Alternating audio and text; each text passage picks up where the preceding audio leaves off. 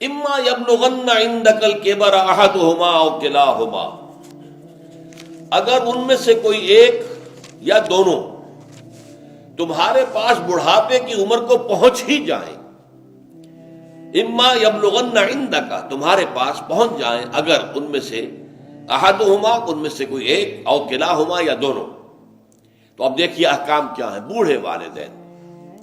فلا تقل لہما if, number ایک انہیں اف تک مت کہو۔ اف کیا ہے؟ بڑی چھوٹی سی شے، کوئی حقارت آمیز شے، ناخن جو تراش دیے جاتے ہیں ان کو بھی اف کہتے ہیں۔ اتنی سی چھوٹی بات بھی ان سے نہ کہو کہ ان کی گستاخی جو ہے اس درجے میں ہو رہی ہو، جیسے کہ یہ تراشے ہوئے ناخن ہے، اس درجے میں بھی کوئی گستاخی ان کے سامنے نہ کرو۔ فلا تقل لہما اف، اف ہے آپ پر۔ ہمارے ہاں یہ لفظ اف زیادہ استعمال نہیں ہوتا، تف استعمال، تف ہے تم پر، تف ہے آپ پر، نہیں، ہرگز نہیں۔ اف لکما وما تعبدون، حضرت ابراہیم علیہ السلام نے فرمایا تھا، سورہ انبیاء میں ہے موجود یہ اف لکما۔ سورہ احقاف میں جو سرکش اولاد ہوتی ہے ان کے بارے میں کہا گیا وہ اپنے والدین کو اف لکما، آپ پر تف ہو، نہیں، لیکن یہاں جو حکم ہے فلا تقل لہما اف، انہیں اف تک نہ کہو۔ نمبر دو ولا تنہرہما، کبھی انہیں جھڑکنا مت۔ اما السائل فلا تنہر، سورۃ الضحیٰ جو ہے اس کی جو آخری آیت ہے، تو کسی کو جھڑک دینا، کسی سائل کو جھڑکنا نہیں ہے۔ اگر نہیں کوئی دے سکتے تو آپ شرافت کے ساتھ اسے معذرت کر لیں، بس اللہ اللہ خیر صلی اللہ بھی معاف کیجئے، بس جھڑکو مت۔ ولا تنہرہما۔ نمبر تین وَقُلْ لَهُمَا قَوْلًا كَرِيمًا، ان کے ساتھ گفتگو کرو بڑے ادب کے ساتھ، ان کا احترام ملحوظ رکھتے ہوئے بات کرو، لیکن یہ ہے کہ اس کے اندر احترام ملحوظ ہونا چاہیے، ادب ملحوظ رہنا چاہیے، ایسا نہ ہو کہ ان کے دل کو ٹھیس لگے۔ یہی ہے وہ جو بچہ سا تھا ہماری گود میں کھیلتا تھا، اس کی نجاستیں ہم صاف کرتے تھے، اس کو دودھ ہم پلاتے تھے، اس کو چلنا ہم نے انگلی پکڑ پکڑ کر، آج کل تو خیر اور بہت سی چیزیں ایجاد ہو گئی ہیں، واکرز ہیں اور کیا کیا ہے، لیکن پہلے کیا ہوتا تھا؟ والدین ہی انگلی پکڑ کر چلایا کرتے تھے اور چلانا سکھاتے تھے۔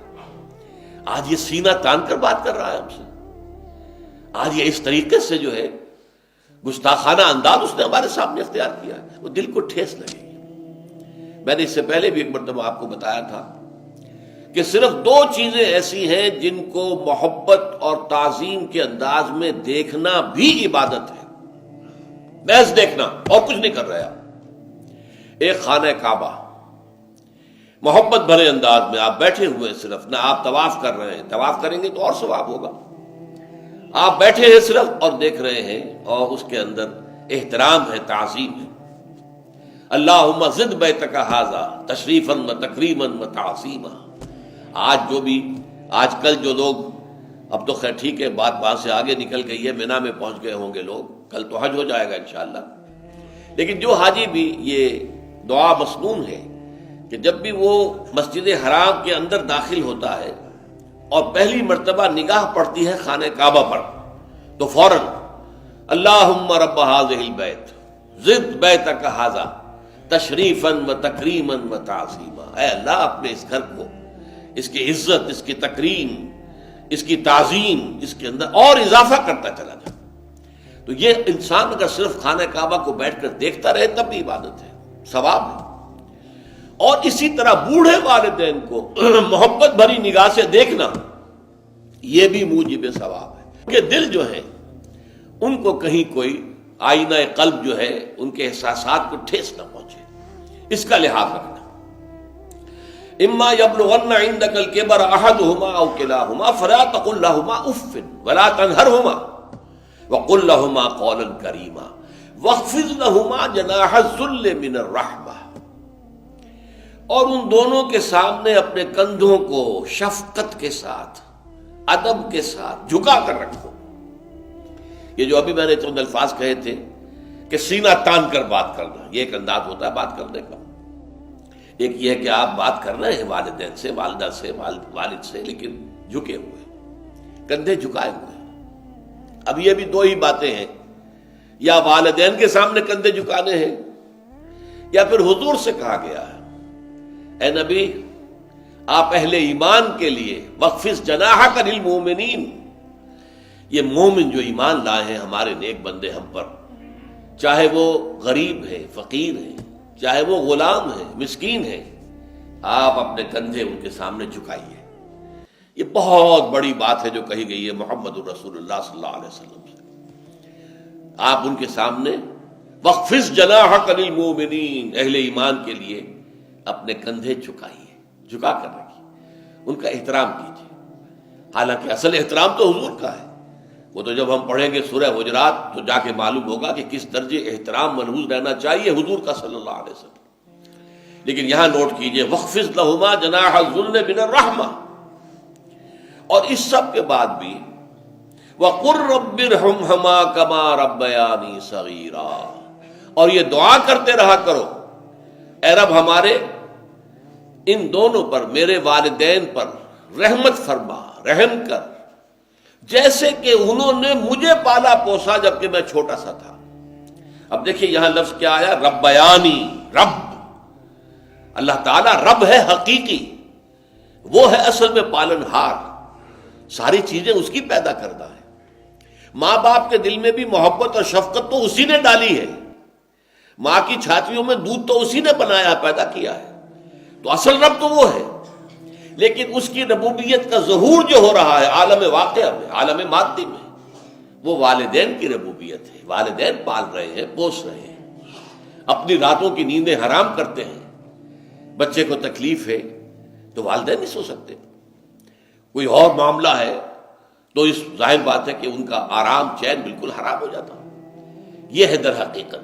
اب ان کا بدلہ کیا چکا سکتا ہے آدمی؟